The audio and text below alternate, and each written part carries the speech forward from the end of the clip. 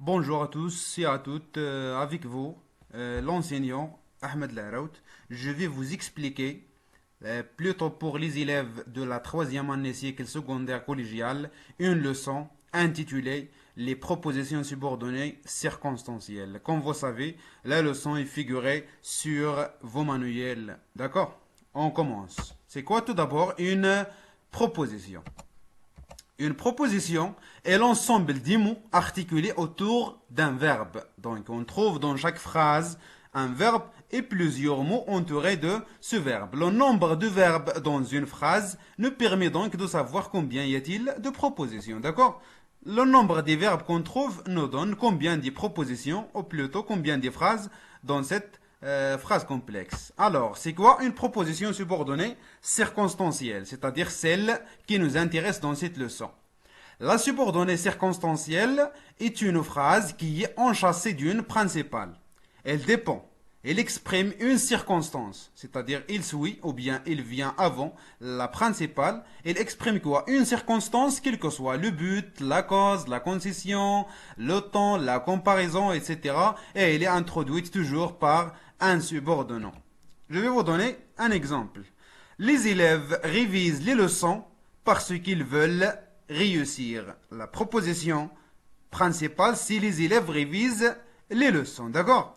Parce qu'elle, c'est le subordonnant qui nous aide pour relier les deux propositions et ils veulent réussir. C'est une proposition subordonnée circonstancielle. Alors, voyons donc le premier type des propositions. La proposition subordonnée de la cause. C'est quoi la proposition subordonnée de la cause? À travers le nom, bien sûr, c'est une subordonnée qui indique la raison pour laquelle s'accomplit l'action.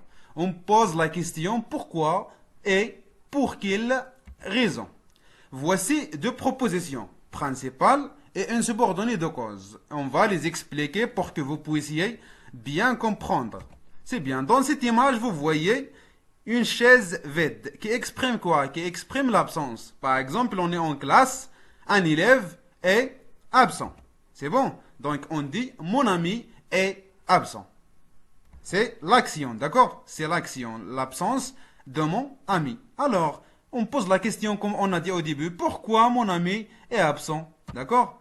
Donc, elle est, comme vous regardez sur l'image, elle est malade, d'accord? Elle est malade, c'est la cause, ou bien c'est la raison qui pousse mon ami à s'absenter. C'est bien. Alors, on va essayer maintenant de relier les deux propositions. Pour relier ces deux propositions, j'ai besoin de subordonnants, à savoir parce que, puisque, car.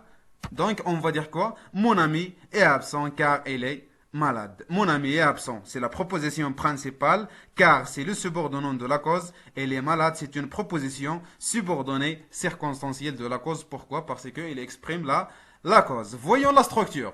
La proposition principale plus quoi? Plus car, ou bien parce que, c'est justement un subordonnant, plus une subordonnée de cause.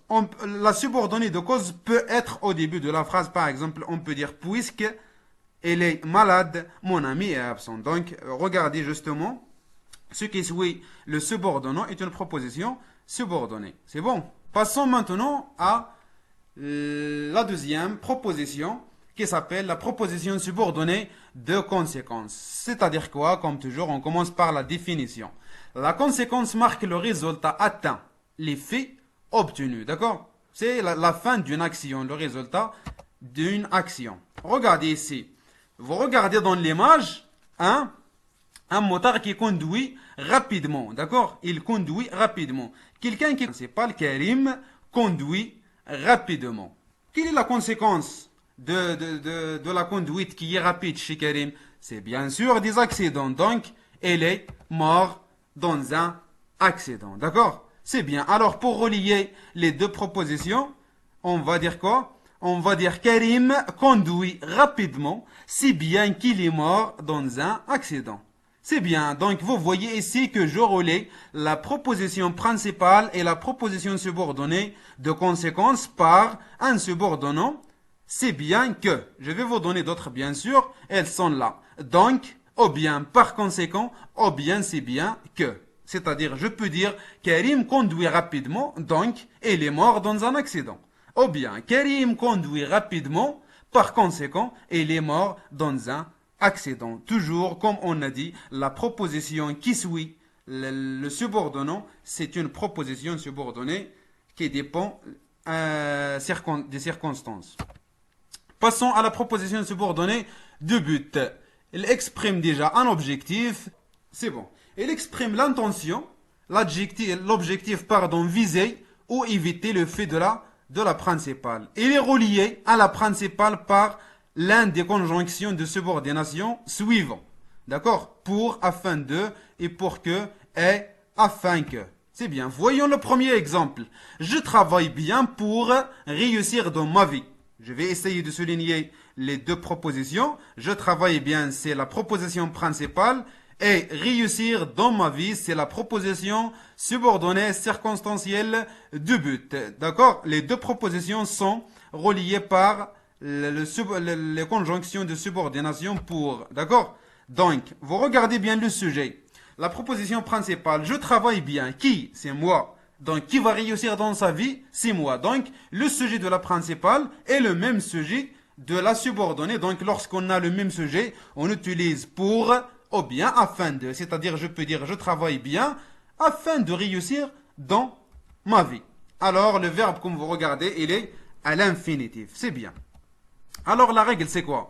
Lorsqu'on a le même sujet, la proposition principale plus pour ou bien afin de, plus la proposition subordonnée circonstancielle de but, dont le verbe est à l'infinitif. Passons lorsqu'on a deux sujets.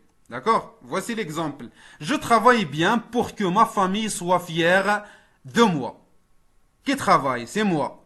Qui va être fier de moi? C'est ma famille. Donc on a quoi? On a deux sujets qui sont différents. Comme toujours, on souligne la principale et la subordonnée et la conjonction de subordination. Donc on a ici deux sujets différents. Le premier sujet, c'est le je, et le deuxième sujet, c'est la famille. C'est bien. Regardez maintenant le verbe de la subordonnée, soit. D'accord? Il est au subjonctif. Très bien. Donc, on ne dit pas l'infinitif lorsqu'on a deux sujets différents, mais on conjugue le verbe quel que soit au subjonctif. D'accord? Alors, voici la structure. Deux sujets différents pour, plus que, d'accord? Plus pour que, plus afin que. Donc, le verbe de la subordonnée est toujours au subjonctif. D'accord? Donc, voici tout ce qu'on a. On se verra à la prochaine vidéo pour vous expliquer les autres. Merci beaucoup.